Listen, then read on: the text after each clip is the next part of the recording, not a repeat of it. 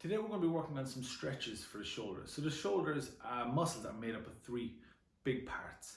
You got your anterior, your medial and your posterior, front, middle, back. These are the three heads of what are known as your deltoid muscles, your shoulder muscles. So if you've ever been in a situation where you felt tightness across the back of your shoulders, that's going to be your posterior delts. Tightness in the front, that would be your anterior delts. But just for the course of this video, what we're going to be doing is talking front, middle and back of the shoulders. I'm going to be running through some drills that you can do just with your body. I'm going to run through some drills that you can do with a towel. All of these drills can be cherry picked because if you're specifically feeling tightness in the front of your shoulders, stretching out the back of it isn't going to be useful for yourself. So make sure you go in, pick which ones you feel are going to be useful for yourself. You can add these in as a daily practice. You can add these in if you're sitting down for 5-10 minutes a day, setting a reminder on your phone to make sure you do these throughout the day. And I'm sure if you add these into your daily movement practice, into your daily stretching, it will relieve a lot of the tightness you might feel in and around the front, middle or back of your shoulders. We're going to start with some dynamic movements, which is going to be getting the blood flow to the area, encouraging more movement, making sure there's a nice bit of mobility and fluidity into the shoulder joint. It's a ball and socket joint, so moving in any of the kind of 360 directions that you'd find in rotating your arm, any of these kind of movements will ask the tight muscles of the shoulder just to loosen out a little bit. We'll then move into some static stretches, which is the way I always suggest doing mobility practice. Start with dynamic where there's movement and then move into static where you're actually holding. So for the dynamic movements and drills, it's going to be 30 seconds per drill. And equally with the static stretches, we're going to hold them for 30 seconds, but make sure you don't hold your breath. Make sure that you're actually breathing actively down into the tight muscles. And it's going to just encourage more blood flow, going to encourage more oxygenated blood to the areas that are causing some tightness and discomfort. So first we're going to work on just bringing some blood flow to the area. So we're going to start seated and we're going to go for some shoulder rolls. What you're going to be aiming to do is make big circles from the top of your shoulders. So when you get up to the top, your shoulders should be shrugged up towards your ears. And when you get to the bottom of the circle, your shoulders should be far away from your ears. So you're really elongating these muscles, asking those muscles that have been tight, that kind of hold the neck and shoulders in a tightened position, to just loosen out, bring some blood flow to the area. You can roll them forward, you can roll them backwards. Then we're going to move into some arm circles. So there's a lot of movement can happen at the shoulder joint. It's a ball and socket joint, which means that there's a huge scope of movement available, which means that all of those degrees of angles of degrees or angles of movement have the potential to cause an issue. So you want to make sure you get this full movement, draw big circles with your arms, do 10 on the right, 10 on the left, forward and back. Next, we're going to wake up the scapula, which is the shoulder blade. So we want to pull the shoulder blades back together and pinch them. I've put a couple of videos up on the Climb portal of how to do this before, how to properly retract the scapula. But just imagine that you have a tangerine between your shoulder blades. As you pull the shoulders back, you get a good stretch from the chest, and you squeeze the juice out of that tangerine between your shoulder blades. So pull the shoulder blades back, give them a squeeze. It just starts to light up the muscles that we're going to look to loosen throughout this video. So we're going to keep the blood flowing, we're going to keep some movement into our initial couple of drills. So we're going to start with our back on our wall. We're going to pull the shoulder blades back so we get a nice bit of a stretch first off across the chest. And we're just going to be reaching the hands up above the body. So to reach the hands up above the body recruits all of the heads of the shoulder, front, middle and back deltoids. Slow controlled movement, 2 seconds up, 2 seconds down. Again, nothing too strenuous here. We're just asking the shoulders to do their job. Then we're going to start moving into internal and external rotation of the shoulders. So you're going to lift the upper arms to about 90 degrees from the body. You're going to have the elbows roughly around shoulder height. They don't have to be specifically at the shoulders, but you're going to have the hands as if there's a bank robbery and someone's asking you to put the hands in the air. So then you're going to rotate the hands from that position down as much as you can. Keep the upper arms pinned to the wall. You'll probably find a position as the shoulders roll forward that your movement is restricted, and that's fine. You don't want to push the movement, you don't want to jerk the movement. Anytime you're doing a stretch or a mobility drill and you feel, okay, this is my limit to my range of motion, stop there, play with there. See, are you able to eke out a centimeter or two gently? You don't want to smash it because you could probably do more harm than good there, but you want to incrementally challenge these areas. Find the grotty areas that are causing discomfort, that are causing pain, that are limiting movement. Just ask the body to do a bit more. Once you find that you do these stretches, you are consistent with your mobility practice, you're getting blood flow to the area, your range of motion will start to increase, it'll start to open up. Next, we've got a fantastic bodyweight stretch just for the back of the shoulders. What you're going to do is interlink your fingers across the small of your back. you're going to hinge forward, and you're going to allow the weight of your elbows and your arms to just float down to the side of your body. Gravity will take hold and you'll feel a really good stretch coming from the back of your neck and the back of your shoulders.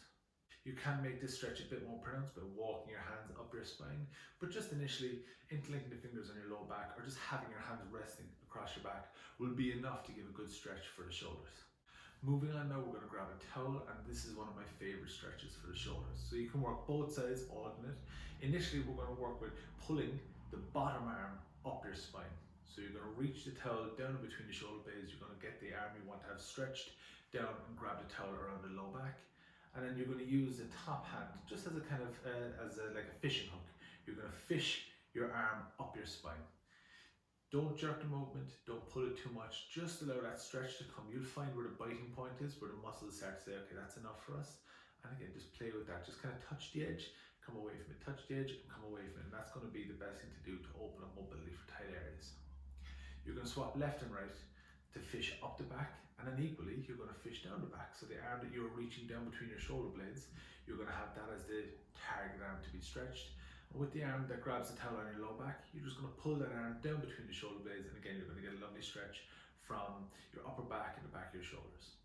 You'll find once you get very proficient with this towel stretch, you can almost floss your back, so you can stretch up and you can stretch down, and it's a great way just to work all of the heads of the shoulders, both left and right. You can do this with a broomstick, with a dowel, with any kind of length of pipe. For me, a towel is just very convenient because I can fold it up in my gear bag. I can stretch wherever I need to. But if you're at a gym and you've got one of those broomsticks they use to kind of help with stretches, it's going to be a very useful bit of kit to bring into your shoulder stretching routine.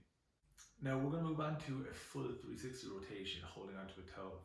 I wouldn't suggest this stretch for anybody who isn't proficient at the ones leading up to it, because it asks a lot. Full rotation. And for people who are dealing with shoulder issues, the initial couple of stretches and drills and movement practices in this video will be what will lead to this. So definitely leave this until you know that your shoulders are going to be able to hold onto a towel as you go for that full 360 of your body. Take this slow. Don't try and force this issue. Only go here when you know your shoulders are well able to perform this movement. How do you know if your shoulders will be able to perform this movement? When all of the exercises leading up to this don't cause massive discomfort. If you have to ask, will this hurt me? Don't do it. Sidestep this one.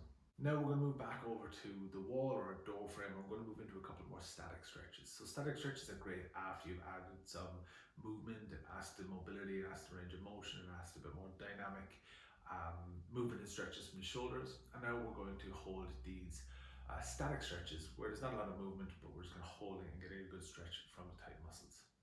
So you're going to stretch the arm across away from the body, and you're going to manipulate the stretch by just rotating your upper body away from that arm.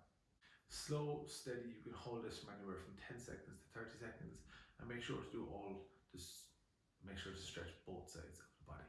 Breathe deeply down into these stretches. When it comes to static stretches, you find a lot of people hold their breath, which can actually add more tension into the body. You want to make sure there's nice, methodic breathing, passive exercise. Make sure the body knows that this is time to relax.